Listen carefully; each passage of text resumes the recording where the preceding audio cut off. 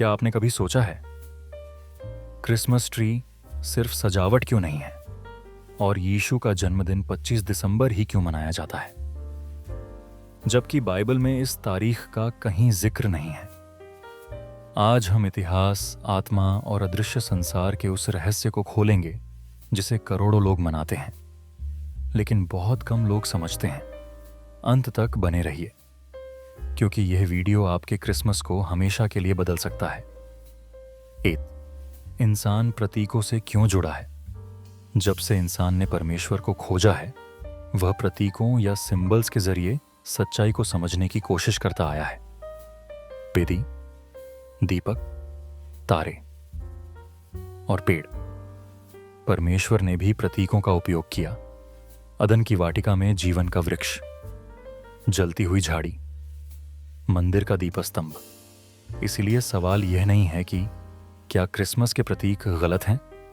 सवाल यह है, वे किस ओर इशारा करते हैं? क्रिसमस ट्री, सजावट या आत्मिक संदेश? आइए क्रिसमस ट्री को गहराई से समझें।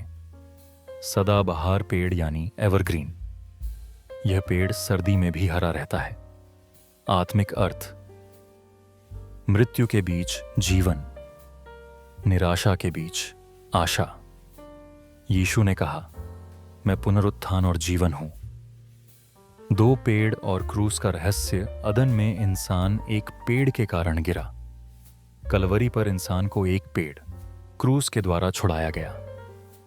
श्रापित है वह जो पेड़ पर लटकाया जाए। यीशु ने हमारे श्राप को उठाया ताकि हम जीवन पा सकें। 3 पेड़ पर लगी रोशनी रोशनी क्यों? क्योंकि यीशु ने कहा, मैं संसार की ज्योति हूं। सबसे अंधेरी रात में रोशनी जलती है। यह घोषणा करती है, अंधकार अंतिम सत्य नहीं है। 4. ऊपर लगा तारा तारा ज्ञानियों को यीशु तक ले गया। संदेश: सच्ची बुद्धि हमेशा मसीह की ओर ले जाती है। क्रिसमस ट्री ऊपर की ओर इशारा करता है। यह चुपचाप प्रचार करता है, उद्धार आ चुका है। तो क्या यीशु सच में 25 दिसंबर को जन्मे थे? सच यह है, बाइबल में यीशु की जन्मतिथि नहीं दी गई है। प्रारंभिक मसीही जन्मदिन नहीं मनाते थे। वे क्रूस और पुनरुत्थान पर ध्यान देते थे। तो फिर 25 दिसंबर क्यों? मार्च 25 का आत्मिक गणित प्राचीन मसीही विश्वास करते थे।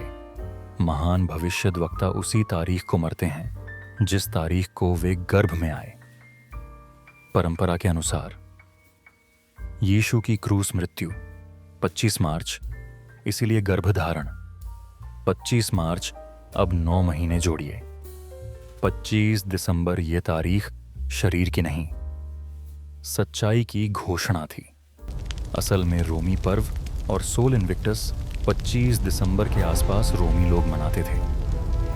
अपराजित सूर्य, यह साल का वह समय था जब दिन छोटे हो चुके थे। अंधकार अपने चरम पर था और अब रोशनी बढ़ने लगती थी। अब मसीहियों ने क्या किया? उन्होंने सूर्य की पूजा नहीं की। उन्होंने घोषणा की, यीशु ही सच्ची ज्योति है। ज्योति अंधकार में चमकती है और अंधकार उसे न बुझा सका। यह समझौता नहीं था, यह आत्मिक युद्ध था। क्रिसमस सिर्फ एक जन्म नहीं था, यह था स्वर्ग का पृथ्वी में प्रवेश। अनंतता का समय में वचन देहधारी हुआ। स्वर्गदूतों ने घोषणा की, दुष्ट शक्तियां कांप उठी। अंधकार को एक समय सीमा मिल गई। सवाल यह नहीं है, क्या आपके घर में ट्री है? सवाल यह है, क्या आपके हृदय में मसीह है? ट्री जीवन की ओर इशारा करता है, रोशनी आशा की ओर, और 25 दिसंबर इस घोषणा की ओर, अंधकार हार चुका है। क्रिसमस एक तारीख नहीं है, यह एक संदेश है। जीवन आया है, ज्योति चमक रही है और उद्धार उपलब्ध है। अगर यह संदेश आपके हृदय को छू गया, कमेंट में आमेन लिखिए और इसे किसी के साथ साझा कीजिए, क्योंकि अंधकार की एक सीमा होती ही है, लेकिन मसीह की ज्योति अनंत है। और हां, बाइबल हमें यीशु का जन्मदिन मनाने को नहीं कहती, पर बाइबल यह भी नहीं कहती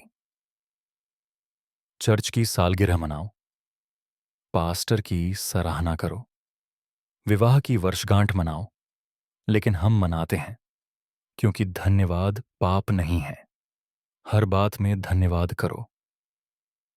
1 थिस्सलुनीकियों 5:18।